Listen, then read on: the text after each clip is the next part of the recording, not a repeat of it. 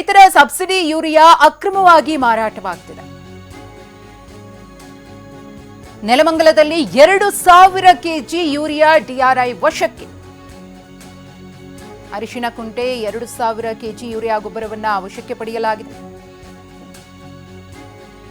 ಅರಿಶಿನಕುಂಟೆ ಬಳಿಕ ಗೋಡೌನ್ ಮೇಲೆ ಡಿಆರ್ಐ ದಾಳಿ ಮಾಡಿದೆ. ದಾಳಿ ವೇಳೆ ಯೂರಿಯಾ ಚೀಲಗಳ ದಾಸ್ತಾನಿರೋದು ಪತ್ತೆಯಾಗಿದೆ. ರೈತರಿಗೆ 200 ರೂಪಾಯಿಗೆ ಸಿಗಬೇಕಿದ್ದಂತಹ ಯೂರಿಯಾ ಅಕ್ರಮ ಸಾಗಾಟ ಕೃಷಿ ಇಲಾಖೆ ಮೂಲಕ ಡೀಲ್ ಮಾಡಿ ತಂದು ಇಲ್ಲಿ ಕದ್ದು ಮಾರಾಟ ಮಾಡಲಾಗ್ತಿದೆ.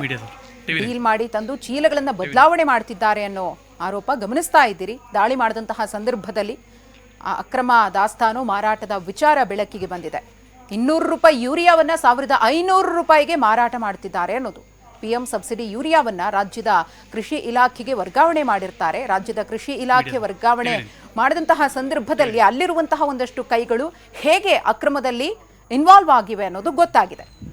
ಈ ಕುರಿತು ಮತ್ತಷ್ಟು ಮಾಹಿತಿಯನ್ನ ಕೊಡ್ತಾರೆ ನಮ್ಮ ಪ್ರತಿನಿಧಿ ಮಂಜುನಾಥ್. ಹೇಗೆ ಗೊತ್ತಾಯಿತು ಇದು ಅಧಿಕಾರಿಗಳಿಗೆ, ಹೇಗೆ ನಡೀತು ದಾಳಿ ಅಂತ ಹೇಳಿ?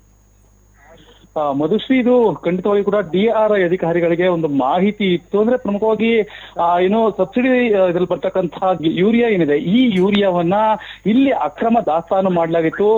190 ಮೆಟ್ರಿಕ್ ಟನ್ ಏನು ಯೂರಿಯಾ ಏನಿದೆ, ಈ ಒಂದು ಯೂರಿಯಾವನ್ನ ಮಾರಾಟ ಮಾಡಲಾಗಿತ್ತು. ಅಂದ್ರೆ 266 ರೂಪಾಯಿಗೆ ಸಿಗ್ತಿರ್ತಕ್ಕಂತಹ ಈ ಒಂದು ಯೂರಿಯಾವನ್ನ ಇವರು ಬಹುತೇಕ 1,500 ಅಂದ್ರೆ 1,000ಕ್ಕೂ ಹೆಚ್ಚು ರೂಗಳಿಗೆ ಮಾರಾಟವನ್ನ ಮಾಡ್ತಿದ್ರು ಅನ್ನೋ ಒಂದು ಮಾಹಿತಿ ಆ ಡಿಆರ್ಐ ಅಧಿಕಾರಿಗಳಿಗೆ ಸಿಕ್ಕಿರ್ತಕ್ಕಂಥದ್ದು. ಇದೇ ಹಿನ್ನೆಲೆಯಲ್ಲಿ ಈಗ ಬೆಳಗ್ಗೆ ಡಿಆರ್ಐ ಅಧಿಕಾರಿಗಳು ಮಾಹಿತಿಯ ಆಧಾರದ ಮೇರೆಗೆ ಬಂದು ರೇಡ್ ಅನ್ನ ಮಾಡಲಾಗಿದೆ. ರೇಡ್ ಅನ್ನ ಮಾಡಿ ಈಗ ಸದ್ಯ ಸೀಸ್ ಅನ್ನ ಕೂಡ ಮಾಡ್ತಾ ಇರ್ತಕ್ಕಂಥ ಈ ಒಂದು ಏನು ಡಿಆರ್ಐ ಅಧಿಕಾರಿಗಳು ಈಗ ಆಹಾರ ಇಲಾಖೆಗೆ ಕೂಡ ಈ ಒಂದು ಏನು ವರ್ಗಾವಣೆ ಮಾಡಿರ್ತಕ್ಕಂಥ ಈ ಒಂದು ಪ್ರಕರಣವನ್ನ ಸದ್ಯ ಡಿಆರ್ಐ ಅಧಿಕಾರಿಗಳಿಗೆ ಹಸ್ತಾಂತರವನ್ನ ಮಾಡಲಾಗಿದೆ. ಈಗ ಮುಂದಿನ ಹಂತದಲ್ಲಿ ತನಿಖೆಯನ್ನ ಕೂಡ ಮಾಡಲಾಗುತ್ತೆ. ಅಂದ್ರೆ ಈ ಒಂದು ಯೂರಿಯಾ ಹೇಗೆ ಬರ್ತಾ ಇತ್ತು ಅಂದ್ರೆ ಸರ್ಕಾರದಿಂದ ಬರ್ತಕ್ಕಂಥ ಯೂರಿಯಾ ಎಲ್ಲಿಗೆ ಹೋಗಿ ಮತ್ತೆ ಇವ್ರ ಕೈಗೆ ಹೇಗೆ ಸಿಗ್ತಾ ಇತ್ತು ಅನ್ನೋ ಒಂದು ಈಗ ಅನುಮಾನಗಳು ದಟ್ಟವಾಗಿರ್ತಕ್ಕಂಥ ಹಿನ್ನೆಲೆಯಲ್ಲಿ ಈ ಒಂದು ತನಿಖೆಯನ್ನ ಮಾಡೋ ನಿಟ್ಟಿನಲ್ಲಿ ಈಗ ಡಿಆರ್ಐ ಅಧಿಕಾರಿಗಳು ಜೊತೆಗೆ ರಾಜ್ಯ ಸರ್ಕಾರದ ಏನು ಆಹಾರ ಇಲಾಖೆದ ಅಧಿಕಾರಿಗಳು ಮಾಡಲಿದ್ದಾರೆ.